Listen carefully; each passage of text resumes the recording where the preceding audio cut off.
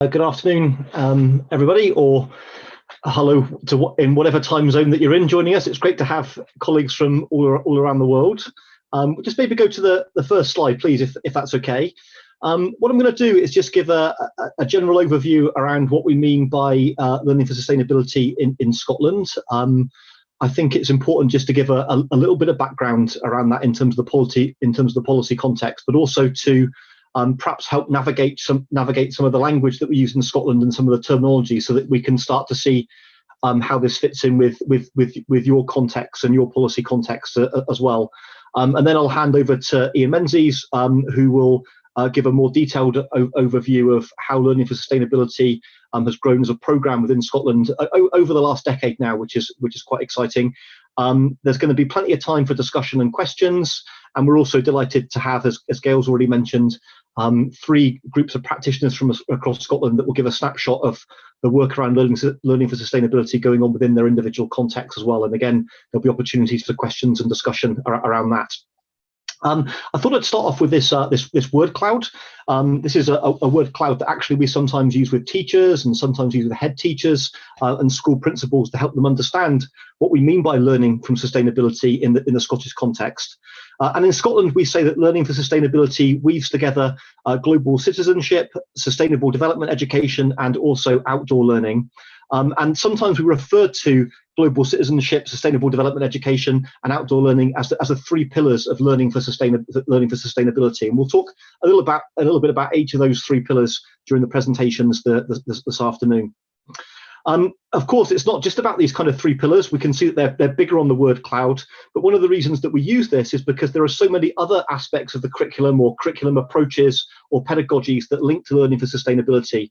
And we sometimes find that using a word cloud like this is really, really useful for both practitioners and head teachers to understand a little bit about what learning for sustainability means in their context, the areas that maybe they're doing quite well in, and the areas that they need to be improved. When we talk about the 3 pillars of learning for sustainability, if you're joining us from another system, then you might refer to it by a different name. We think that this is actually very, very aligned to what some systems called ESD, or Education for Sustainable Development, very, very similar in terms of approach. But I think you all agree that learning for sustainability provides this rich context for learning, and it allows us to collect all of these themes and skills together. So if we just have the next slide, please. I think this is particularly important here because what we're showing you now is the definition in Scotland around learning for sustainability. And I think I initially really want to draw your attention to the date where this came from and also the report that it came from. And you'll see here it came from 2012. That's nearly 10 years ago, as you would imagine there. So it's quite a long or longitudinal policy brief now within the Scottish context, and it's drawn from a document which is called the Learning for Sustainability Report of the One Planet Schools Working Group. And there's a couple of things that I want to draw your attention to in terms of this definition. One that I've already mentioned is how long the definition has been around for, but also just to draw your attention, this is a whole school and setting community approach.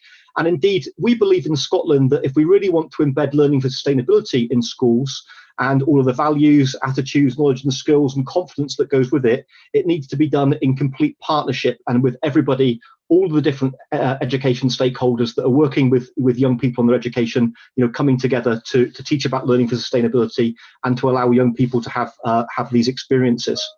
I've mentioned already values, attributes, knowledge, skills and confidence. Again, I think that's quite unique for the Scottish system. When we look at definitions for learning for sustainability or education for sustainability around the world, lots of systems focus on attitudes, knowledge and skills, but not always values, and very rarely confidence. But it's that confidence around learning for sustainability that we believe is really important in terms of the Scottish context.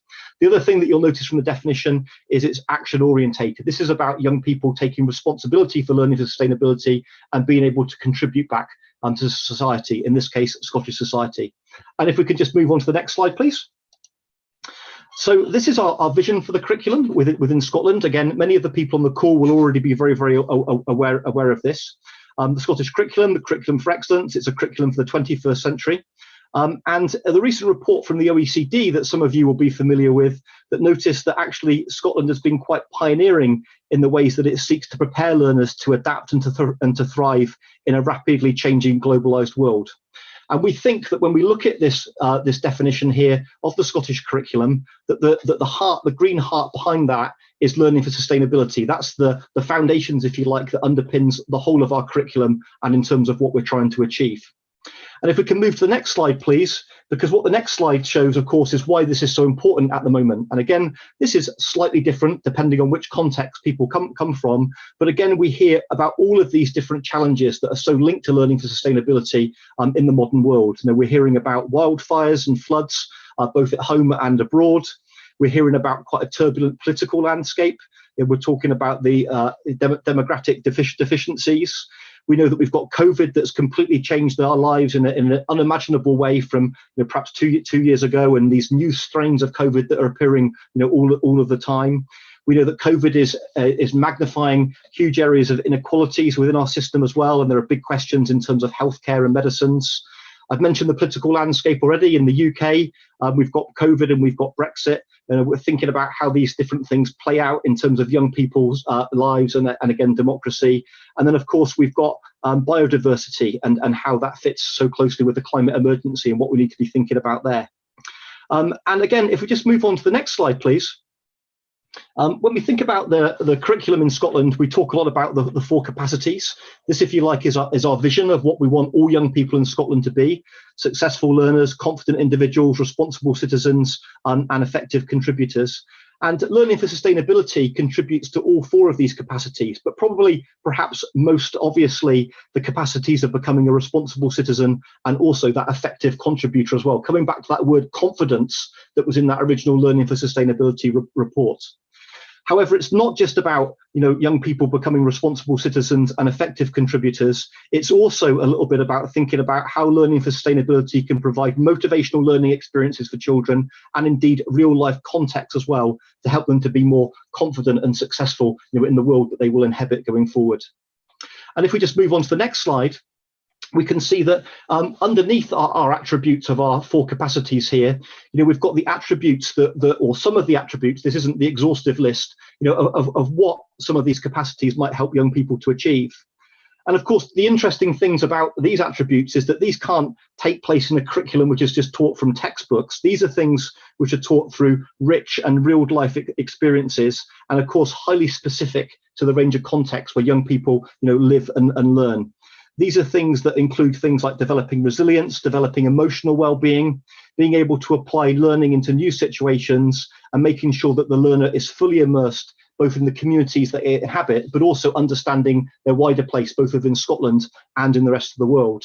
And I think if you look at these four capacities and the attributes that we've listed here underneath them, I think you can start to understand why in Scotland we place such a great emphasis on learning outdoors and outdoor learning, as a really, really important pedagogical approach to help people gain these experiences, to help them access the curriculum. And if we just move on to the next slide, please. And again, this is important that we know this, is that when we talk about the curriculum in Scotland, and again, this is quite unique compared to other systems, as we talk about the totality of all planned experiences for young people, as they move from the age of 3 all the way through their school career onto further education and into adult life. And when we talk about the totality of the curriculum, we talk really about the four contexts of learning. So that's not just about curriculum areas and subjects that we see in a lot of systems, but we also include within the curriculum in Scotland the ethos and the life of the school community, opportunities for young people to have their personal achievements recognised, and the importance of interdisciplinary learning between these different subject areas. And again, if we think about this a little bit more, we can really start to see that learning for sustainability, supports all four of these different contexts for learning. Let's take opportunities for achievement, for example. In Scotland, we've got a very, very established programme around eco schools. We've got a John Muir Awards. John Muir, very famous, obviously, for his work with the US national parks, but comes from Dunbar in Scotland, originally very, very sophisticated things. We've got leadership awards, and certificated volunteering experiences that young people can access in the senior phase, which lead to this kind of personal achievement. When we talk about the ethos and life of the school, we're talking there about values, relationships, and cultures. Those are three words that are embedded right into that learning for sustainability definition that I mentioned about 5 years ago. And when we think about the curriculum areas, again, we think about young people being able to access opportunities and understanding around learning for sustainability through experiences, outcomes, and skills. And of course, I can't think of any more important interdisciplinary learning activity than something like climate change at the moment, and the need for us to be able to work in an interdisciplinary way across a variety of different fields in order to tackle the climate emergency which faces us all. And if we just move to the next slide. A lot of what we're talking about here, I've mentioned already, comes from values in Scotland. And the values that underpin the whole of our curriculum, come from the values that are inscribed on the Scottish Mace within the Scottish Parliament. And these are the values of wisdom, justice, compassion, and integrity. And boy, aren't all of these four things really important for learning for sustainability as well? And it's really this values-based approach, the ethics, if you like, of learning for sustainability, which is so important, and things that we're trying to instill within our own sort of children and young people.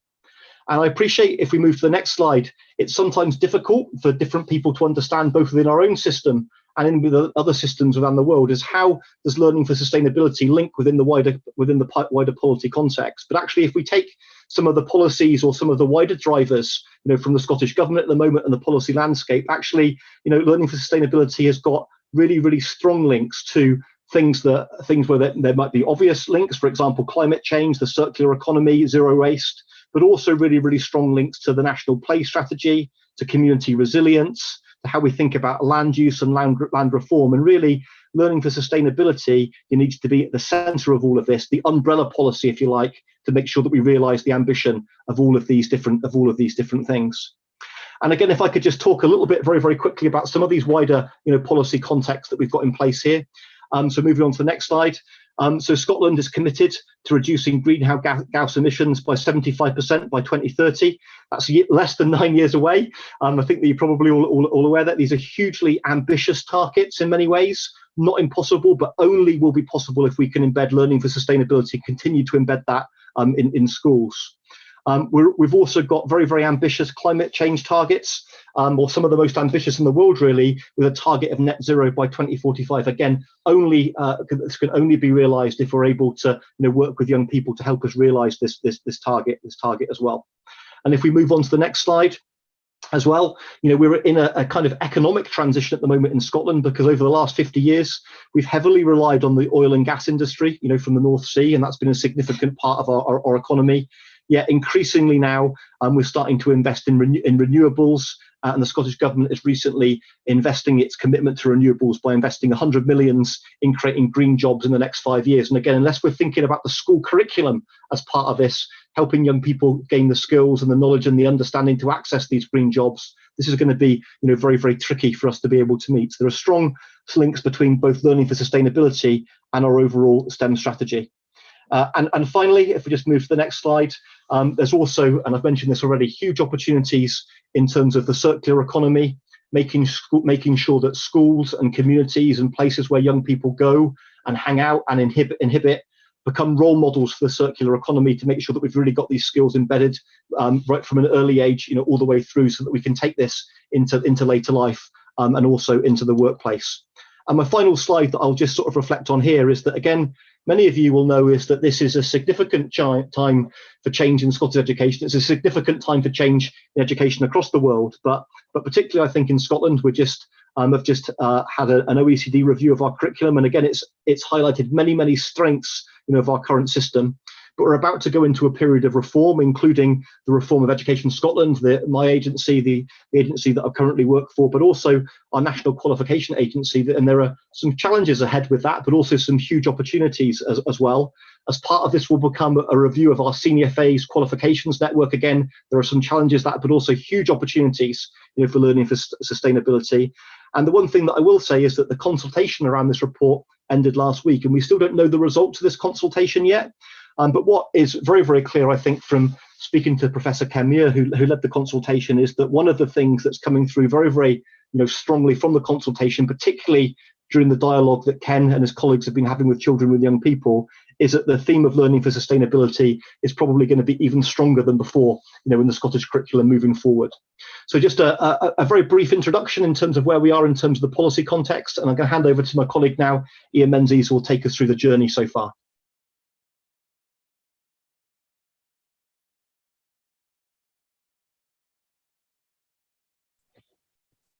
Thank you very much, Ollie. So just to build on what Ollie led us on there, just to give a bit more detail around learning for sustainability, how it started in Scotland and the journey we've been on over the last decade. So learning for sustainability was part of Curriculum for Excellence when it was first introduced in 2009. But in 2010, the Scottish National Party included this commitment within its manifesto to really look more deeply at the concept of a One Planet Schools approach, and to look at how this links to professional standards and also leadership within our schools. So a ministerial working group was established to develop this concept, and this led to this report in the top left, the Learning for Sustainability report in 2012. And they took this concept of a One Planet Schools approach and they broadened it, as Ollie explained, really to include global citizenship and outdoor learning as the three pillars, along with sustainable development education. And this report really gave us 5 strategic recommendations to focus on. The first one was that learning for sustainability should be regarded as an entitlement for all learners within the curriculum. To achieve that, we want to make sure that every practitioner is able and empowered and confident to embed learning for sustainability within their daily practice. And we really want to see this whole school and community approach that Ollie mentioned within the definition of learning for sustainability. We didn't just want this to be isolated champions, we wanted it to be a real systematic approach supported by the school leaders and across our whole system. And it wasn't just about buildings, we wanted to make sure our buildings, our grounds, our physical spaces really supported this journey. And to achieve all of that, we really needed a strategic national approach with all the partners like Education Scotland and others working in tandem together to really put all of this into motion. The Vision 2030 report was the final report from the implementation group that was set up by ministers to put all of these recommendations into action. And that was published in 2016. And it's called the Vision 2030 report because it's very much focused on the target date for realising the ambitions around the United Nations Sustainable Development Goals. And I think, as Ollie mentioned, our curriculum is very supportive of all of this work. It's a very broad, flexible curriculum, and it's based around these building blocks, what we call the experiences and outcomes, which are outlined within the 8 curriculum areas, and also the areas which are the responsibility of all educators, which include literacy, numeracy, and health and wellbeing, as well as leading on learning for sustainability and outdoor learning within Education Scotland. I also lead on science and STEM. And this is an experience and outcome from the sciences curriculum from early level for our youngest learners. And it's actually one of my favourite experiences and outcomes. And I tell people all the time, and I think the thing that makes this my favourite, is that I have experienced the wonder of looking at the vastness of the sky. So what we do within our curriculum is we give young people, we give our practitioners a chance to stop and gaze and wonder the natural world around them. I think that's so important. And of course, making sure we create opportunities like this within the curriculum, formally and explicitly, is really important to enable learning for sustainability to take place. And also very much the thrust of the Learning for Sustainability report was to make sure that we used all the drivers within our education system, to support this learning for sustainability journey, and to make sure that we're all pointing in the right direction. Really to give practitioners across our whole system permission to make time and to make space for learning for sustainability, and for it not to be crowded out by other demands and pressures. So for instance, within Education Scotland, the inspection and scrutiny functions are a big part of the work that our organisation do, and we've got very explicit expectations around learning for sustainability and outdoor learning embedded within How Good Is Our School self-evaluation framework. Also, professional standards. At the same time, we were developing the Learning for Sustainability report. Our professional standards for all of our educators were being updated. All of our educators or teachers in Scotland have to be registered with the General Teaching Council of Scotland. And also we use the same language at the same time, real expectations around learning for sustainability embedded within the professional values for our educators. And the standards have just recently been updated, and again, we've really strengthened the references to learning for sustainability within the standards. And also we work in partnership with our colleagues at the Scottish Qualifications Authority, SQA, and they've made a corporate commitment as a body to really embed learning for sustainability in all new qualifications that are developed going forward. So across the curriculum, our scrutiny functions, our professional standards, and our qualifications, what we're trying to do is get that complete alignment. So whatever way practitioners look, these messages are reinforced from every direction. And then this was a very big moment for us here in Scotland this year. The United Nations Convention on the Rights of the Child Bill. It was passed by our Scottish Parliament unanimously in March this year. So again, there's new legal expectations to make sure across all of our public sector that we're respecting and aligned with the United Nations Convention on the Rights of the Child. And of course, this is a big part of the work around learning for sustainability. We would see many connections between the rights-based agenda and the work that we're doing around learning for sustainability. And United Nations Sustainable Development Goals, one of the things that really amazes me actually all the time is the extent to which schools, the length and breadth of Scotland, have really embraced the United Nations Sustainable Development Goals. And you'll really hear that when our schools present to you shortly. They seem to be really strongly aligned to our ambition of our curriculum. I think schools have really responded to the different goals and they would choose goals to focus on. And it was really wonderful that our First Minister in Scotland took the position to make sure that Scotland was one of the first countries in the world to sign up to the Sustainable Development Goals, because they're so strongly aligned to our vision and our values as a nation. And I think the other thing to point out, this isn't just about aligning the Sustainable Development Goals to our curriculum. This is about aligning our whole government machinery really to the Sustainable Development Goals. And this slide really shows the National Performance Framework, which outlines the key national outcomes which guide all policy development and all the work of the public sector and government in Scotland. And you can see even in this graphic, the Sustainable Development Goals have been aligned to all of these national outcomes. So for instance, if you look at, this is called the petal diagram and the green leaf on the left-hand side, one of our key purposes and ambitions nationally is to value, enjoy, protect and enhance our environment. So again, you can really see strong connections to the Sustainable Development Goals across the whole of the Scottish Government, not just education. And to achieve all of this, the work with our national partners is crucial. I think we're really fortunate in Scotland that we've got a wonderful landscape of national partners. We've got very strong relationships and connections with these national partners, often going back decades. We are hugely grateful for their expertise, the skills, the passion they bring to this. Ollie referenced the Eco Schools programme. We've now got, I think, over 2,300 of our schools in Scotland that are achieved the green flag status. 98% of our schools in Scotland are registered with the programme.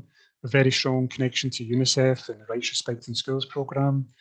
Outdoor learning partners, John Muir Award, as Ollie mentioned, was born in Scotland. John Muir was born in Scotland. Global Citizenship Partners. So again, part of our work in Education Scotland and with partners is to really ensure a really strong partnership working and collaboration to support this agenda.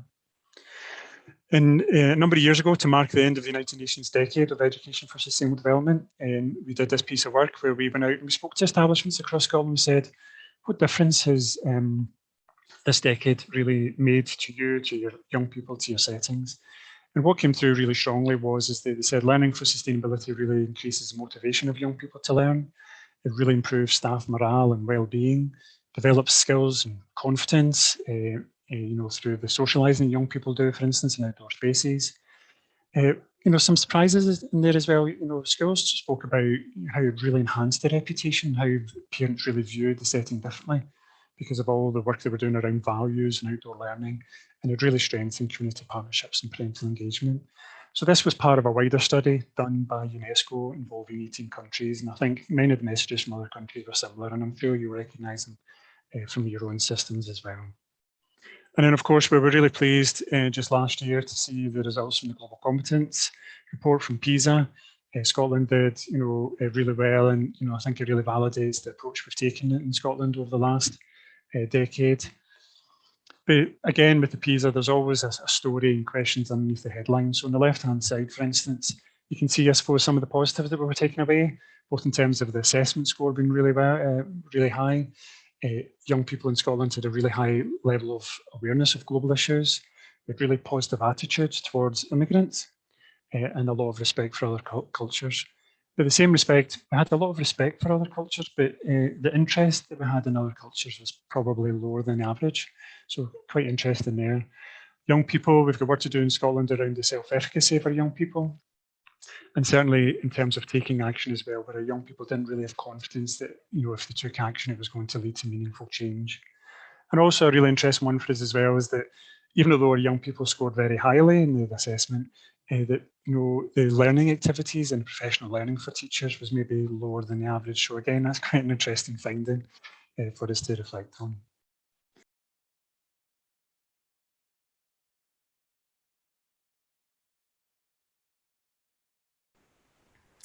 Okay, could I have the next slide, please? So, Vogrie came about as a result of the Scottish Government's commitment to giving all 3 and 4 year olds the opportunity to have 1,140 hours of free early learning and childcare. So this gave us an opportunity in Midlothian to explore different approaches to early learning and childcare. And one of the things that came out of it was a strong desire to create an opportunity for our children to be more connected to the environment, to each other and the world around them. And out of that came our very first fully outdoor early learning and childcare centre at Vogrie, where our children are out all day, every day, all year round, and have the opportunity to experience outdoor learning firsthand. Could I have the next slide, please? Okay, so in order to actually create Vogrie, it was very much a whole council approach. It originated from our 1140 hours offer from the Scottish Government for 3 and 4 year olds, but actually to move from that position to creating something like Vogrie, it took for the entire council to understand and support our ethos and what we were looking to achieve, that we weren't trying to replicate what happens indoors, outdoors. We were looking to create something that was absolutely purposeful for our children and for their learning. So from everybody from our procurement department to our catering departments, we had to think about how we were doing things a little bit differently. We also worked with national bodies such as the Care Inspectorate, because we were required to get our registration for to be able to look after children at Vogrie, and also the Scottish Government were very supportive in what our plans were and what we were looking to do. Everything that we chose to do for Vogrie, all of our choices and our decisions were primarily based on our values around children and sustainability. So yes, there was a cost, there was a financial impact, but our heart was based in our children and our sustainable practice. From that, we also have gone on to support our other settings in Midlothian, so using my team to go and deliver training, to provide outreach where we can go into indoor nurseries and use their nursery gardens, to show practice and how we can benefit from outdoor learning and the impact that has on our youngest learners in Midlothian. We also, within Midlothian, we are in partnership with a local nursery, which is an area of a greater deprivation.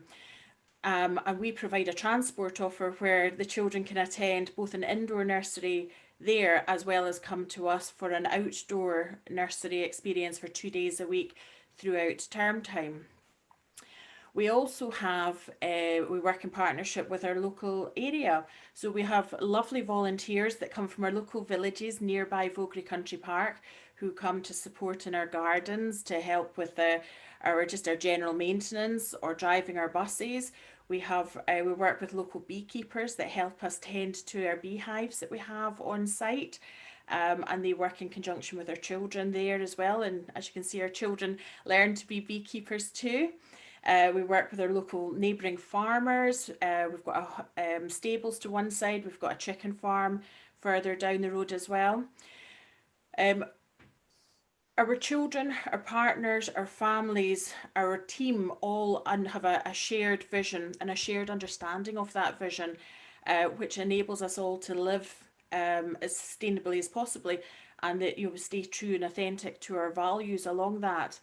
We also work very closely with our local food bank so that any surpluses that we have from our garden can be shared with the food bank, and from our children and families we also take donations to support the food bank there too.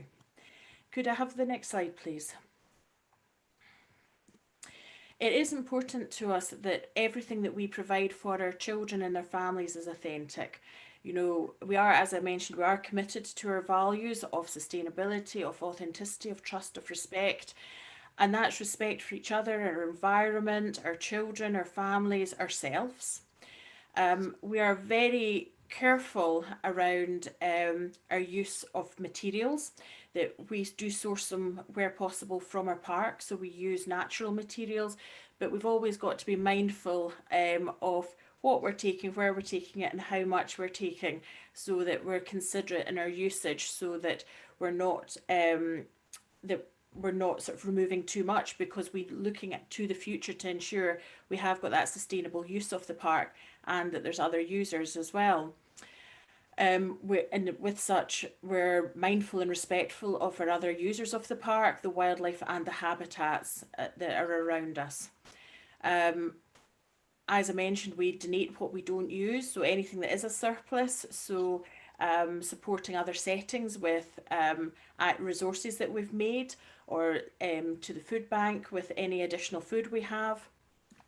And likewise, we also have a market stall, so that at our front gate, so that if any additional produce that we have from our market garden can be shared with the public as a whole, as well as our families, and our children run that, so that they're getting that real life experience of being able to maintain and run a stall, essentially.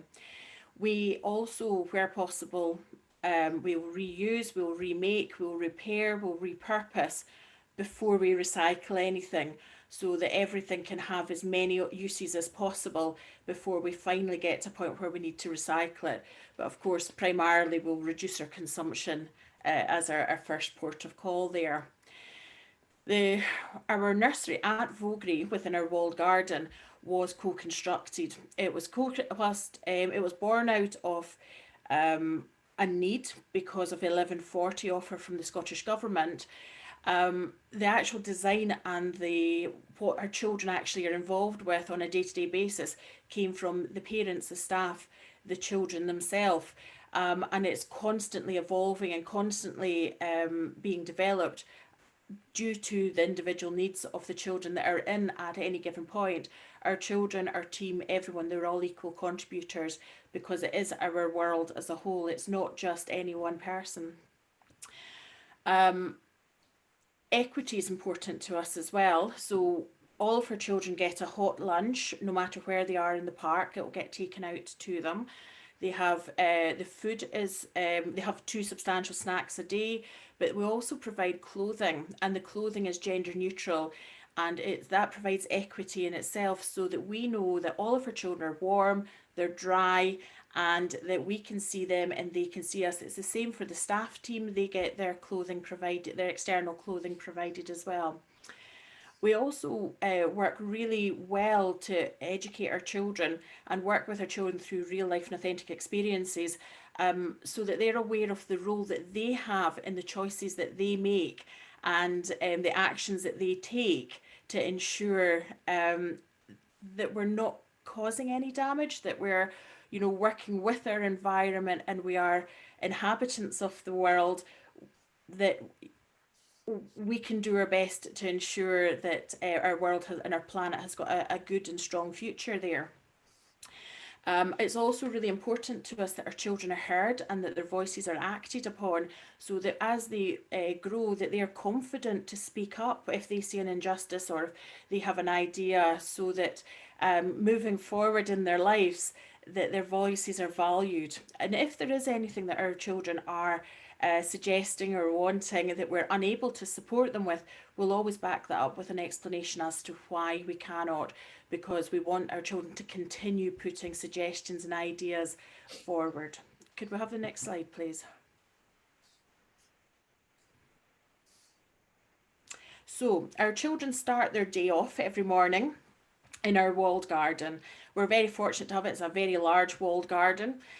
They're either dropped off by their parents directly, or our minibus transport will pick them up from our blended place children, where they'll come into the garden, they'll get changed into their warm waterproof kit, and then off they'll go. Our children have equity of opportunity. They can choose where they go and what they want to do within the wall garden itself. We've got a market garden for planting and growing. We've got our market stall for them to be sharing and shopping. We've got our tinker yard, which is very popular, where our children get an opportunity to explore how things work, how things are made. It develops their curiosity and their understanding, as well as their motor skills. And for us, a view to that is that our children will grow up learning to repair and fix and remake and reuse, and ultimately recycle if they're unable to fix it in the meantime, rather than replace items or purchase more. So hopefully that will help with a reduction or in responsible consumption as they go through their lives there. We've also got a polytunnel, so our children can choose to have some shelter if they wish. And within that, we've also got lots of bones, so our children can find out about our environment, about the animals that live within the world. Lots of tools. We also have weather stations dotted around our wall garden for our children to engage with, to contribute to this idea of what the weather's doing today, what the temperature is, so that they're aware of our climate and climate change predominantly. Lots of loose parts for our children to engage with, plenty of mud. And it's really important for us that our children have that freedom of experience to engage with whatever it is that interests them at any given point. They also, towards the end of their time in the wall garden of a morning, they'll get together in their groups where they'll plan, prepare and risk assess for their day. Could I have the next slide, please? So after they've been in the wall garden first thing in the morning, where they've all settled and met with their friends and had a really good opportunity to have a play, they'll move out into the wider park. That's if they want to, because if any children are really keen to stay, and particularly for the tinker yard, they can spend longer in the wall garden if they didn't want to. Go out into the wider park, and from here they can have bigger adventures. So they can explore a range of terrain within Vogrie. So we've got woodland, grassland, ponds, ravines, rivers. They work together to plan their journey, decide on their destination, choose the equipment they need for the day, and then of course transport it with the trolleys on foot, all powered by themselves. If at any point in the day they wish to change their plans, they can, because when they're out and about, they might spot something that was of interest, and they understand and learn about that plans do change. And but what they will do is risk assess as they go, and our children are very skilled in risk assessment and dynamic risk assessment, just working out things as they go along. They enjoy their lunch in the park, so that we don't interrupt their play. And then from there we move on in the afternoon to have some more time in the park before they return to the wall garden. I mean, within the park they'll also enjoy opportunities to learn from and explore fire. They'll work with the rangers to learn about habitats. Our children are quite proactive in campaigning. So things like one day when they noticed the frog spawn seemed to be missing, they were quick to put up signs, and it's a bit of a campaign around the importance of educating people about why we don't take frog spawn. Same with litter picking. They understand and have that first-hand experience of seasonality, the effects of climate and weather, and the effects of the changes within it. Could I have the next slide, please?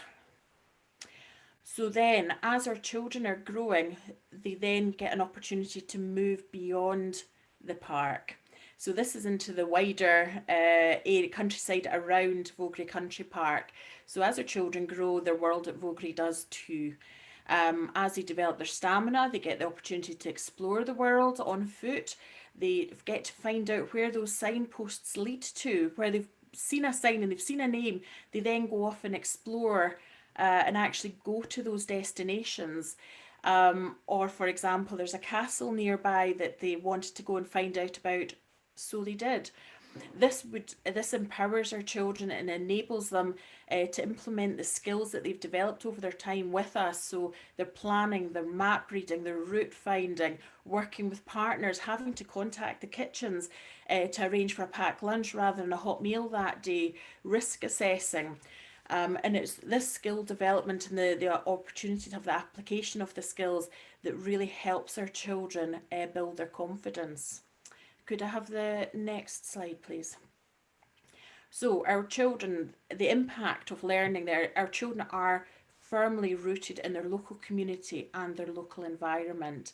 They have direct first-hand experience of climate change and weather and the impact it has. Just recently we had Storm Arwen, so the children were in nursery on the Friday, and then on the Monday they had the opportunity to go and actually find out what had happened to the park over the weekend and actually identify the impact that that was having on habitats, on wildlife, and also the park users and themselves. They have the opportunity for their skill development and their curiosity. They also take responsibility to fix, maintain and repair resources that we have, where they've got the opportunity to develop their imagination and their wider knowledge of the world. And our children fundamentally are confident, they're resilient, they're able to mix and interact with each other. They're extremely resourceful problem solvers who are responsible. They're responsible in their actions, in their consumption and in their choices. But for me, the bit that I'm most proud of is the fact that they're aware of themselves, they're aware of others, they're aware of the environment, and they're aware of the impact that they have. Could I have the last slide, please? Okay. So what's next for us at Vogrie? Our next steps. We're going to be working to continue to reduce barriers to access. So things like we have our minibus transport for our children that cannot access Vogrie independently, but we have additional capacity on the buses. We have some empty seats. So really working to maximise our transport offer and use that additional capacity so we've got no wastage there. We're also looking to build a outdoor kitchen so that the produce that the children are growing can actually be purposefully cooked on site with the children, which will also reduce our requirement to bring food in from off site, and it reduces our food miles down to just a few meters, as well as developing our children's opportunities and skills. And we want to continue to develop our outreach and training that we're offering. So we have practitioners from other settings come into Vogrie to work alongside my team to find out and understand what we do, why we do it, how we do it, and the benefits to our children, as well as my team going into other settings for reciprocal work. But that's something that we'd really like to extend so that more children can benefit from our experiences. Thank you.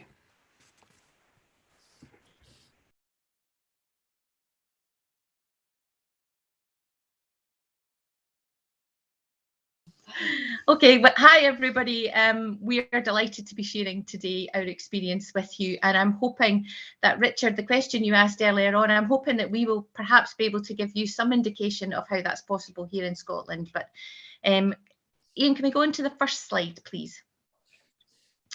What you see in front of you there is a sketch note that we worked on with a graphic illustrator. I joined the school in 2018, and when I joined the school, it was really important for us to come together as a team and really establish what we wanted as a vision for our learning, and also what the vision for our life within would look like.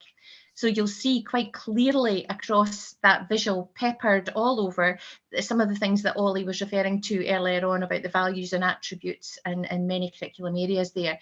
And that was pulled together, just as Janet said, it's about everybody, it's about every key stakeholder that we work with. So everybody was involved in that, from the pupils to the staff, to the parents within our community, to you know, the additional staff that's in school. It wasn't just teaching staff, it was everybody that was asked and questioned, and this was what came together for us on that day, and we were delighted with the results of that. And from there, what we did was, again, we worked with all our key stakeholders to then look at what our values, what were the values that we really wanted to hold dear within the school. So Ian, can I take you to our next slide? And everyone, we ciphered it and we streamlined the words that all came in, and essentially we came down to these 6 things. And as you can see, those 6 values that we have feed beautifully into the Sustainable Development Goals, and indeed, just as our First Minister referred to, it is indeed the values that we would want to be living in Scotland, that actually our children and families recognised as the values that we want promoted in school. And for us, in terms of that, it became really easy to see that learning for sustainability is a key entitlement, but it became really easy for us to see how it could become what we referred to earlier on as that umbrella for our curriculum. So from here, we again filtered it back down again, and I'll take you to the next slide, Ian. And on the next slide, you'll see some of the work that goes on there with the children across the curriculum. And hopefully, Richard, you'll be able to see some of your questions answered about the key curriculum areas and how can they actually be delivered through Learning for Sustainability. But we absolutely took a tagline. So our school tagline is learning today and shaping tomorrow. And that was eventually what we came down to after all of a lot of work. And you can see in these pictures, as well as there's other pictures peppered throughout our presentation, but we really look very carefully at developing our children in terms of social enterprise, creating and developing the skills to become agents of change for the future, looking at our international links, looking at our self-sustainability and the growing, looking at the contact with nature that Janet talked about so beautifully in terms of the preschool experience.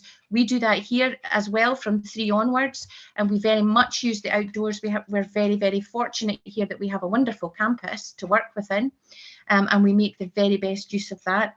But we also very heavily focus on teaching the children our skills about problem solving and analysing and having that creativity to make a better world as we go forward. And also about self-assessment of themselves for their growth mindset and indeed for their higher order thinking skills, to be thinking about how do we make all of these connections and how can I have an impact on the world going forward. So that was the why we did it. We could see quite clearly that Learning for Sustainability was going to be the way that we were going to deliver our curriculum. But how did we do it, I guess, is the next question. And as a leader, I'm really very passionate about the fact that school improvement in a school is absolutely about corporate responsibility. It's about the responsibility of all. And that really refers to what Ollie was talking about, was it is the responsibility of everyone. It's for everyone to get involved in the developments in school.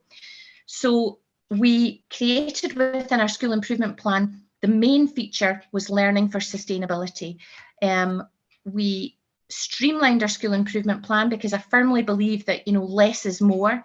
And by doing less, we've actually created more in our school because we've got greater quality, but the learning is of a greater quality and therefore more comes out of that. I was very, very fortunate in that I was able to appoint a principal teacher to take the lead on Learning for Sustainability, and that's Jennifer, who's with me today, who you're going to hear from very, very shortly. And I was very lucky in that Jennifer has a passion for Learning for Sustainability, but she also, when I arrived in school, had great integrity in the delivery of the curriculum and learning for children. And she was already, as a class teacher, leading others in the school, not just for Learning for Sustainability, but for many other things, many of the values and attributes that we're actually trying to develop. So the next thing on how we did it was getting the right person to lead this and lead what our vision was. We dedicated time and resource into the actual Learning for Sustainability across the curriculum. So Jennifer will talk a little bit more about that shortly. But we do collegiate time in Scotland. Thank you, Ian, I forgot to ask you to do that. We dedicated collegiate time, which is when our teachers come together at the end of the school day and we work together as a team, and we dedicated a lot of that time towards supporting our class teachers, evaluating and analysing where they were in their confidence levels to deliver Learning for Sustainability, but also to get the overview of it. What did it really mean for us now? We had developed a lot of our in-service work was also to do with that. So our days where the school is closed and we have no children and we're doing staff development, we developed a lot of time within that as well to be able to take this forward. And then we action planned. So our lead teachers in the school action planned for what we wanted to do. We did a lot of the self-evaluation. We then action planned for it. And we made sure that we built in throughout the year that we were able to set our milestones, look at what our milestones were, and celebrate those milestones and the success within that with staff in order to grow their own confidence as time went on as well. And as I said earlier on, our action plans in this school are delivered by all of our staff. Lots of schools deliver it differently. They have working groups where there's certain different elements of the school improvement plan are being focused on by certain people within the school. But here we firmly believe on that corporate responsibility. So everyone had to develop this together. Not everyone was able to do it at the same pace, but that was why it was good for us to come together as a team. And we certainly worked on that all together to develop it at the pace of the class teacher. But actually what we found is that everyone has really raised their bar in their learning and teaching, and everyone is up at that bar now and doing really, really well. So for me, it was about less is more, and we've certainly got more. And I'm going to pass you over to Jennifer, who's going to talk you through really how do we do that? What do we do? Hi everyone. So I'm just gonna, if you could go on to the next slide, Ian, that would be great. Thank you very much. So in terms of, for us, what was really important that our learners were empowered. So learning for sustainability, you know, that's about our learners being empowered to shape a better world. So a socially just, sustainable and equitable world. So our learners, so in terms of our children being empowered, that was the most important part of our journey. And they shaped that journey from the onset. So they evaluated how good is our school framework, which we have in Scotland, and specifically looking at LFS, it was all in child-friendly language. They evaluated that, and then that shaped our next steps. And you know, they are empowered through their guiding their own learning and planning their own learning, but also through you know, just being agents of change within our school and within our wider community and world. And so that empowerment is so important. And so like I've just said, we worked together in 2019 to really shape what our journey was now going to look like in terms of LFS. And then if we go on to the next slide, Ian, thank you. So yeah, in terms of supporting staff, so that was obviously a key role. So during this time when we were doing this development, I was undertaking a Master's in Learning for Sustainability at Edinburgh University. So I was developing my own knowledge and understanding of LFS within a kind of wider sustainability context. And then I was trying to really then bring that into the educational context as well, and create a vision of how this would look like in my own class, but also within our whole school, within a kind of whole school approach as well. And we tried, you know, I was trying lots of different kind of approaches that I was learning. And to this time as well, we identified that our area for development that our teachers felt, and one of the areas, you know, they were really feeling confident about outdoor learning and lots of other aspects of LFS, but one aspect they weren't feeling so confident about was sustainable development education. So as a result of that, we then looked at our planning and looked at how we could use the Sustainable Development Goals as a framework for planning. So if you can see there, that's an example of a context. So from that point, we then created context planners that linked the curriculum to the global goals and allowed teachers to see those links they could make. And actually these were topics that teachers had done before. And it was now about them seeing ways of transforming learning from how they've done it before, but actually making links to current global issues like gender equality and quality education. So from there, we also provided professional development. So, you know, this year we've focused on gender equality. So that's been something that we've really empowered our teachers in terms of their understanding of gender equality, and then being able to look at that as a school throughout term 1 of this year. So if we go on to the next slide, Ian. So here is some examples of the learning that's taken place in terms of linked to the global goals and linked to the curriculum across all areas. So, you know, IDL for us, interdisciplinary learning, is something we do really, really well. And it's so important because the global goals are very much interconnected. Global issues are global issues are interconnected. So it's important that we have that kind of systems thinking, and that our learners see those connections and are able to make connections between their skills and knowledge across different curriculum areas. So you can see here we've got the Blue Planet, which we looked at plastic pollution. So our learners were really focusing on using numeracy and literacy, and also science to tackle issues like plastic pollution. So it's really immersive kind of experience for the children, and they're making connections to all areas of their learning. And then if we go on to the next slide. So this is just an example of this year we've done a whole school context for term 1, specifically focusing on gender equality through our Connecting Classroom partnership with our school in Chennai in India.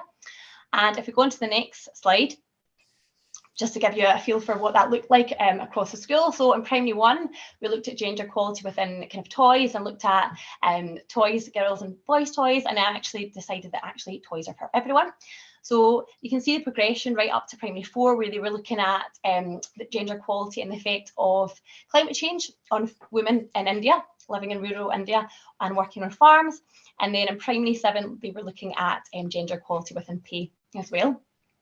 And then if we go on to the next slide, and here is just a little sketch note that one of our primary 6 learners has made around our LFS journey. So you can see LFS is very much at the heart of our curriculum, our community and our campus, and you can see all the different aspects there that we are really embedding LFS within. And on to the next slide. Here we go, Lorraine, that's you. Excellent. So for us, the next steps for us really were, well, this one actually, Jennifer's about the Tesco and things. Yep. That's about, yep. So one of the things for us was we talked about the agents of change for our children and the impact that they can actually have in the world. And one of the biggest things that we did here was that our primary 4s and 5s were passionate about recycling and sustainability, and they wrote to Tesco and they asked, could we potentially be looking at recycling some of the soft plastics? So Dunblane was chosen in Scotland to be the first Tesco that would actually introduce the soft plastic recycling, and from then on in we have introduced it across Scotland now. So the children, in terms of the impact, and I think that Janet talked about that earlier on, about encouraging the children to be those agents of change. We're making them have that confidence in their own learning, confidence in their knowledge, analysing problems, seeking solutions, and then taking action to be able to make a difference. And that was just one of the biggest things for our children in our school that's happened over the past year. And we've learned a lot from that, and our children have gained a lot of confidence from that. Going forward, we want to be doing a lot more work with the Dunblane Development Trust, which is part of our community, and they look after the different green spaces that are in Dunblane. And what we want to do is, rather than just be within the school, we want to go out of the school as well. And we want to encourage our families to be part of that Dunblane Development Trust too, because we have an ageing community, and we are very aware that we need all of our community to be part of what we do here in Dunblane in terms of looking after the wilderness that's around us and just the green spaces. So there's a real promotion of that in the partnership working between the two of us over this next little while.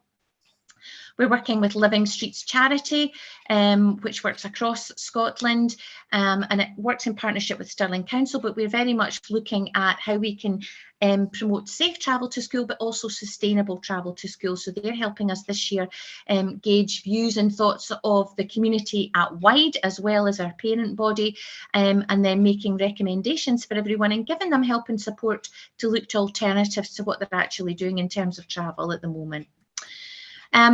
Through working a little bit with the Dunblane Development Trust and through what we're doing in school, what we found, and particularly in lockdown, was that our families are actually being proactive about tidying up the community and being out there and doing things for the benefit of the community. And we work really closely with some of our parents, and our parents actually come along to do some of our training as well in school. But the feeling that we have from them, and they have very much stated it in documents that we have, is that their lives have changed also. Their children are sitting at the dinner table at night, and the children are teaching them about areas that they're learning in school, but also just about making it better from a small point of view, what we can do as a family to make it better. And that's been really important to us as well. And our parents have said that that's one of the major things that they've noticed, is that their children are leading them, and that's what we wanted. And the self-initiating changes to practice is just about everybody thinking carefully about the little things they can do in school, at home, when they're out and about in the community, and making changes to that. It's also about the big issues that Jennifer spoke about, was about, you know, the gender equality. It's maybe not necessarily anything huge. It's about just looking about how you organise your class and to do an activity. It's little changes that start to make the really big difference. And that's where we really like to work from, the small stuff first and then going out into the bigger stuff. And then I've mentioned that already, sorry guys, about the parents taking part in our CPD, particularly at the moment about race and gender alongside our staff, and actually making our learning go out wider into that community. We get the next slide, Ian. And I think that's us. It's more about the next steps there. Again, we want to very carefully look at our procurement. Procurement's a huge thing for us. So in terms of, we're looking very carefully at what we are doing in school. We are very careful that, particularly at this time of the year, at Christmas time, there's lots of crafts that are going on, but we very much look at what we're using to do those crafts. We're not bulk buying glitter anymore. We're not bulk buying ribbon anymore. We're looking at what we can use in our own communities, in our classrooms, in our homes, to make things that are sustainable. But we also want to have an impact on the authority. So that's the next big step that we need to take about, well, what are we procuring? Where are we procuring from? Why are we procuring that? Is there something that we can reuse that's within the authority as well? We want to continue with Living Streets. We're moving forward with our Young Leaders of Learning in partnership with Education Scotland, where our children who are in our junior leadership team are going to take forward the practice for learning for sustainability, first of all within a local context, within schools that are within Stirling, but we're hoping to develop that into wider and work with our Regional Improvement Collaborative as well. Continue the work with Dunblane Development Trust, continue within our school improvement plan, work on discrimination and prejudice, moving on from gender equality, and looking very carefully and continuing the work on developing the personal achievements for all, and making sure that our children realise what it is they're achieving and how much of a difference they can make going forward. And that's us today.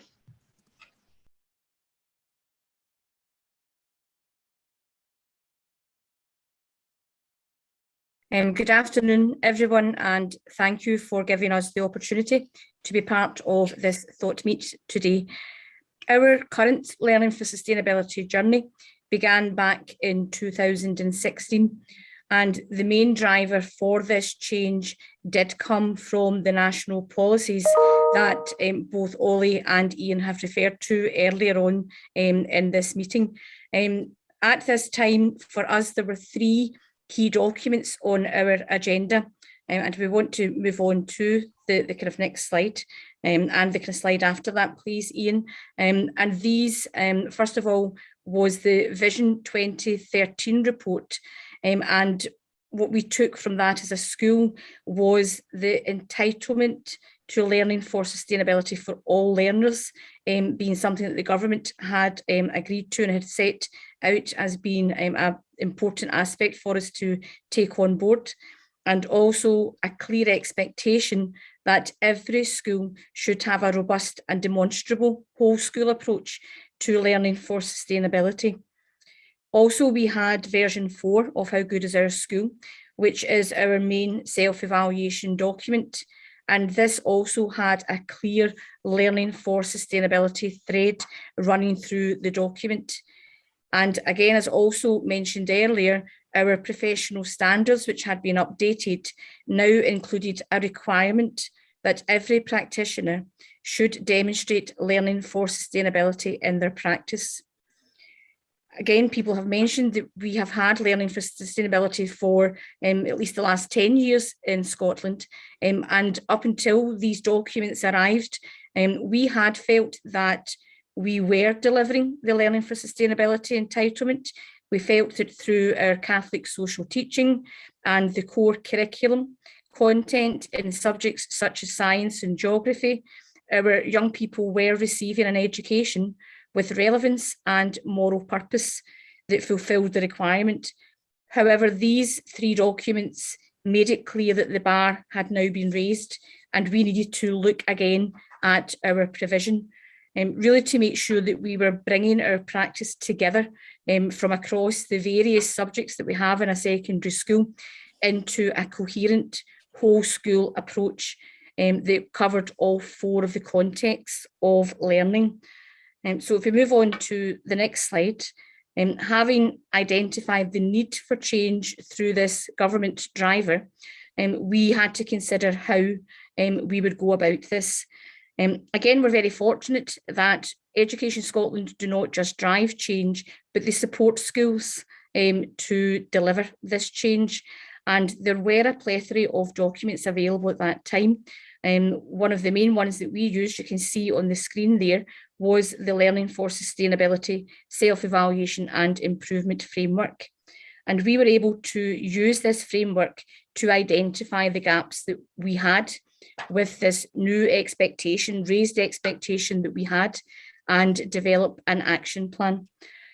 Within the secondary setting, because of the variety of subjects and no one having single responsibility for learning for sustainability, I felt as head teacher that we needed to have a look at the structure that supported the implementation and evaluation of our work in this area.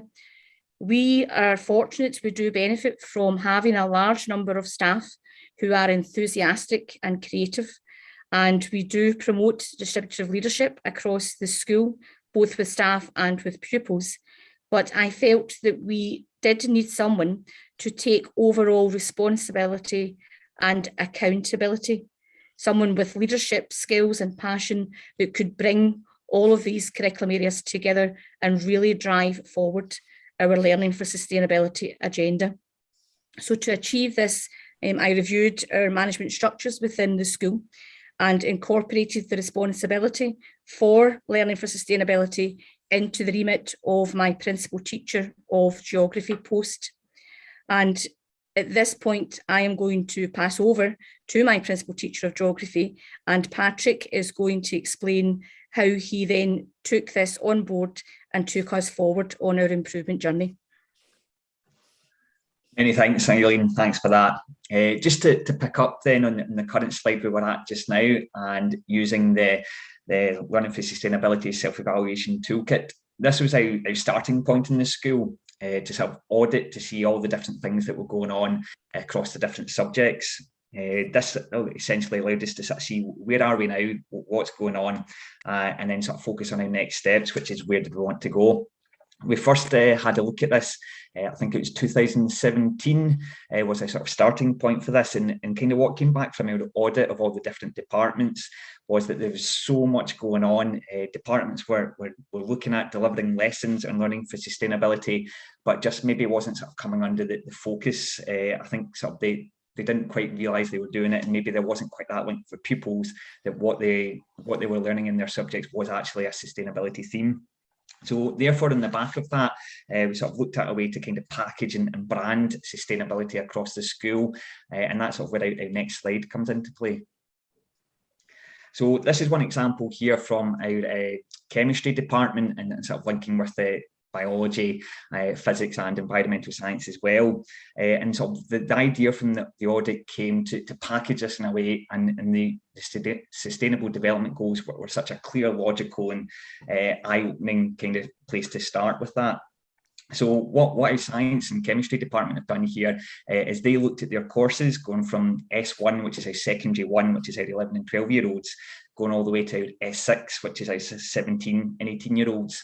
And they've just mapped here all the different sustainable development goals that they cover through their courses.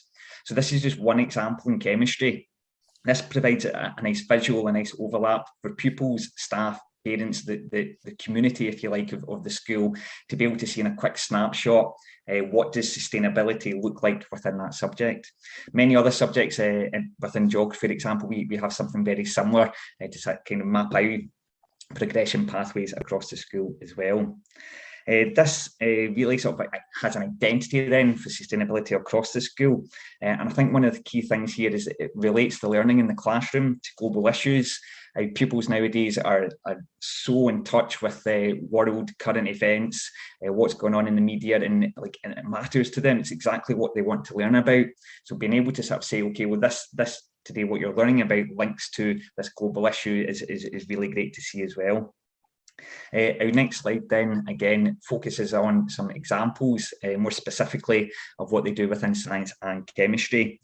And our science departments have gone to great lengths to introduce topical science. What we sort of found from our pupils is that our young people really want to, and also want to learn about, but also be leaders in the future about sustainability. And I know it's been mentioned before, it's the agents for change, which I think's been really refreshing to hear how that sort of started in the early year settings, going through into primary, and again we continue it in the secondary school setting. Some examples here, which our science departments have been looking at, is science and climate change, COVAX as well these days, looking at gas prices. And when speaking to the principal teacher of chemistry just about some of the examples I was going to be speaking about today, she was very keen as well. That I'll pass on that just yesterday, one of our classes were looking at insects as protein sources to feed a sort of growing population in the future too. So again, it's these real world events which kind of breathe life into the curriculum, and it's engaging there for us as teachers to be delivering this and ultimately engaging for our pupils as well, with sustainability at its core. Moving onwards to the next slide here. One example that we have then across the school is sort of an interdisciplinary approach, and this is something that we've achieved with our secondary 1 year group. We created a partnership with the British Council through their Connecting Classrooms initiative, and we're the lead school in a cluster for ourselves in Scotland, and we link with schools in Nigeria. We all came together, and each school and education setting has slightly different needs and different priorities. So we decided to launch projects around the theme of reuse. At Turnbull High School, our pupils identified an issue with the single-use plastic in the school. So what we did was we did a bit of market research, we did different prototypes, and we've now launched in our school, our Turnbull High School, reusable water bottles. We used funding from Connecting Classrooms, and every single first year pupil in the entire cohort has been issued with their water bottle, which they have proudly on their desks each day in lessons. Again, this is a lovely link into Goal 12 there, the responsible consumption and production. And again, going one stage further with this, to really link their learning across all the different departments, there's a wider achievement award where pupils can become a global champion as they complete a passport to evidence essentially what goals do they cover in the different subjects of their learning as they move through their topics across the curriculum in S1. Come the end of the year, depending on the criteria of how they do, they can get themselves a certificate, and we're aiming for silver, hopefully gold, for our secondary 1 pupils come the end of the year when they evaluate and reflect on what they've learned over the course of the year. Our next slide then is, again, as we sort of looked at today, is our empowerment of staff. And as lifelong learning sort of within ourselves as teachers, I think there's this sort of will and the strive to become better teachers, and it's about sort of keeping up with the curriculum. It's about keeping up with current events, and learning for sustainability is really at the heart of that. I think what's extremely refreshing as well, nowadays there are so many courses which teachers can tap into, whether it be subject specific, whether it be a whole school approach. There's so much now that we can look at, online Twilight modules, and importantly as well, teachers can now receive accreditation in different areas, which is fantastic. Obviously, all of this links to school improvement, and I know that sort of Lorraine and Jennifer had mentioned earlier on about how learning for sustainability is a key theme of their school improvement plan, as it is with us at Turnbull High School as well. Linking to that, we've established a school action group, where it's a group of sort of passionate staff, and we meet sort of throughout collegiate time across the year to find ways we can take learning for sustainability forward across the school. One such thing, which actually came from my group, was to celebrate COP26. We put on in the school a sort of an event session for pupils, whereby they carouselled around 8 different stations where they learned about environmental, climate change, sustainability themed lessons. Each workshop or session, if you like, was 15 minutes, and they kind of got a wee taster of things that maybe they wouldn't ordinarily get in the curriculum or classroom. And again, all of that linked with the COP26 fortnight of events there too. Lastly then, and sort of part of our journey, and sort of put this last, although I think critically it's the most important one here, is it's all about the pupils, it's about what they think, and it's their voice. And the next slide gives you some examples of things that we've embedded and started in the school. The 3 photos on your left-hand side there shows our Trimble High School greenhouse. We've made this from 2,000 2-litre bottles. And this was sort of towards the start of our journey, if you like. It ignited the spark in the school, whereby we used the enthusiasm of the pupils. It was an idea. We used the community, and we really sort of build on momentum and the enthusiasm and passion. One day after school, we all got together and essentially built the greenhouse, which was a phenomenal day, and you can really sort of feel the ethos and passion in the school going from there. The 3 middle pictures then, the water bottles ones I've mentioned already. The sort of second one there was we now run a very successful smoothie lolly bar. The canteen once upon a time sold some lollipops, like frozen lollies at lunch, and some of the people sort of queried the sugar intake and health benefits of those. So to kind of, if you like, compete with them, we designed or came up with the idea of a smoothie lolly branding of ourselves. So it's based on seasonal goods, it's based on promoting a healthy lifestyle. And again, pupils are then developing enterprise skills as it runs as a mini business. The final photo then, just in the third one there, of the bottom ones in the middle, is something that we've just started in its infancy this year. But now our technical department are collecting bottle tops for recycling and certain types of plastic. And the plan for those is, and as you can see in the picture, is to try and create those into a pen. So the thought for that is to try and sell the pens in school, at parents' evening and the likes, and for it to sort of become a kind of sort of circular, if you like, sort of economy or event there for the pens, whereby we can replace the ink in them as well in the future. Again, just one final area too here. Nowadays, pupils can gain their own awards when it comes to learning for sustainability. I've mentioned connecting classrooms and the passport there already. Scotland launched climate emergency training. Again, so that's something which was rolled out over the entire country. And we've established a very successful partnership with Wild Hearts. They do a range of different initiatives, one being one called Micro-Tycho, whereby pupils in groups or pairs adopt one of the Sustainable Development Goals. They then create an idea or a solution to try and sort of address that goal or that issue, and they create a presentation or a pitch about why that goal matters to them, what's their idea, and sort of in reality, how might it work. I'm delighted to say that sort of 2 of our groups last year from Turnbull High School reached the UK-wide final and finished 2nd and 3rd respectively. And 2 of our 2 sustainability captains, who are in 6th year, our 17-year-old captains, they actually created a PowerPoint based on COP26, which was used for Wild Hearts and shared with their 25,000 associated schools around the globe. So again, sort of just to reiterate that message, it's the power of learning for sustainability there, and the fact now that pupils can use what they're doing in education for things like CVs, for applying for jobs, for university, college, apprenticeship applications. It really is sort of creating these rounded individuals as they leave school and progress in the next phase of their life. Our final slide then is just sort of, as I think we're all saying today, is that ongoing journey of sort of striving for excellence. It's listening to pupils, finding out what they want to do next. It's events like today, and just by hearing what Janet, Lorraine and Jennifer have mentioned going on in their settings, I know I've got lots of ideas and questions for them too, and it's kind of sort of finding out the what next. It's not stopping and being happy with what you've done already. It's finding out what can we do next, and really letting pupils drive the future. Thank you.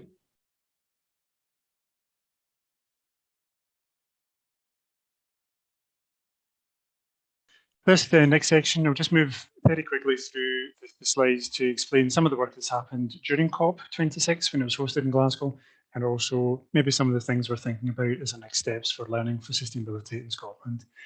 So obviously it was a massive boost for us and for all who care about learning for sustainability to have the COP26 here in Scotland. It created a lot of energy and enthusiasm for all of this activity. One of the things Education Scotland did is produced, and Mark and Mary were a big part of this journey, but working with partners across Scotland, producing education materials that schools could use. And we tried to do in a way, working with partners to present these materials in a way that the schools weren't overwhelmed by, by the wide range of materials we're on offer. So we did sort of curate and collate these resources for schools. And these were some of the most popular web pages across Education Scotland's website during the period of COP. We also, as explained, launched our Learning for Sustainability Awards to identify and celebrate and share our wonderful stories, passion and commitment of our schools. And the reason why we have some of them here today is because they were nominated for those awards. So it was a wonderful opportunity for us to really celebrate the commitment of people around Scotland to learning for sustainability. Quite often the people who do this work are very shy, very humble, doing this work quietly in the background, and we really wanted to to share their stories and to really celebrate that with them. Our big commitment going forward is to really update our action plan, the Vision 2030 action plan. And interestingly, the One Planet Schools group that was established to lead all of this work, its 10th anniversary was on the very day that the world leaders arrived at the COP26 summit. So it was really nice of them to travel all that way for our 10th birthday in terms of learning for sustainability in Scotland. But our next step is really to take this action plan and to use all the opportunities, the new policy announcements that have come through the COP26 summit, and to really drive this agenda forward at pace over the next few years and beyond. And as Ollie said at the beginning, we're going through a period of change in Scotland around our curriculum, assessment, our own agencies are being reformed, qualifications. There's also discussions taking place about strengthening anti-racist education and decolonising the curriculum, making our curriculum more inclusive of all genders, and we talked about UNCRC. And I think the big question here is, where's the opportunities to strengthen learning for sustainability further during this period of change? Our young people are telling us strongly. We had 60,000 young people strike, Fridays for the Future during the COP summit, along with Greta Thunberg and other campaigners from around the world. So they're telling us this message really strongly. They want the curriculum to be relevant, and they really want to make sure that learning for sustainability and climate justice education are embedded in the curriculum in a way that reflects the urgency of the situation. So, our young people have spoken with us at a loud and very clear voice in this, and it's a big part of the work we'll be doing over the next few weeks to make sure that we really, respond to that challenge. And young people have shared their voice with us in different ways. We had the Scotland's Climate Assembly. We pulled together a representative group of citizens from across Scotland. We gave them support, and they shared their thinking, their actions, their recommendations with the government and society about what needs to happen in terms of climate change. There was a mirror process for young people supported by Children's Parliament, and also young people in Scotland released their Youth Climate Declaration. So again, our young people are telling us very clearly they want more of this type of learning, and for some young people it's still not part of their experience, and it's about that realising that entitlement of young people to LFS, which is really important. I think one of the real strengths from all the work that's happened over the last year in preparation for COP is the partnerships, the collaboration, the networks amongst learners, campaigners, with local authority contacts or regions. I can see we've got some of our representatives from our professional associations with us today. They put out a really strong statement around climate education, which is really welcome in this space. Lots of connections across different policy areas across government, people we've not worked with previously, and our national partner organisation. So for me, this is a real heart and foundation of the legacy that's going to come from COP, and will be very much part of our focus going forward. We heard very much about Janet and the story of Ogre, but she talked about this early years expansion, about the expansion of provision for early learning and childcare in Scotland. Outdoor learning has been a huge focus within that, which has just been a real delight to see. And we're working with our policy colleagues within early learning and childcare to make sure that those three pillars of learning for sustainability are reflected in that expansion as it goes forward.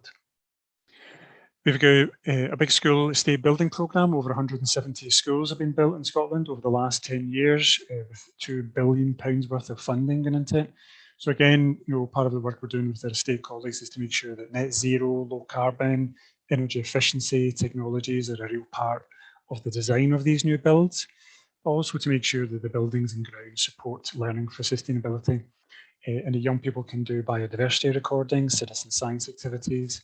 And we just did a conversation with a big sort of natural, Nature Scot, a big natural, outdoor agency within Scottish Government, and they're looking to expand the growth of the tiny forests within school grounds, so schools would have access to forest space locally they can use for this type of learning. There's also a climate emergency skills action plan in Scotland.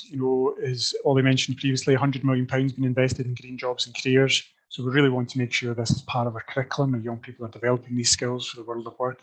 So we've got a very detailed action plan in place around this climate emergency and the skills that we need. And again, that'll be a key focus for us. And also as part of that, apprenticeship programmes within Scotland are a really powerful way for us to prepare young people for the world of work. And our Scottish Apprenticeship Advisory Board, our National Advisory Board, just came out with this document in the last week or so with a strong recommendation that sustainability is embedded in all of our apprenticeship programmes. So it's not just necessarily what's happening at early learning and childcare, primary and secondary, but it's that continuity and that progression of learning through apprenticeships into the world of work. So that's really exciting development. And then we'll make use of other opportunities coming away. The Dandelion Program is a massive programme in Scotland coming up this year, part of the Festival UK celebrations. It's a significant amount of funding going into this. And the focus for all of the Dandelion Program is really around food growing. It's about communities, it's about celebrating harvest, it's about creativity, music, culture. It's going to be really exciting. And again, we think this could be a really wonderful opportunity to promote the learning for sustainability agenda. And to give you an idea of the scale, they're estimating about 100,000 learners will be involved in food growing activities relating to this programme. So a big, big opportunity. And our legacy for COP, I'll sum it up very shortly. Our legacy, we really want to build a lasting legacy. This is never about a one-off event for us, really. And the legacy is that vision about the entitlement of every learner in Scotland to learning for sustainability. And our job is really to make sure that implementation is 100% complete. So, that's our vision, that's our legacy, that's where we really want to go, and we've got a lot of work to do over the next weeks and months to make that happen.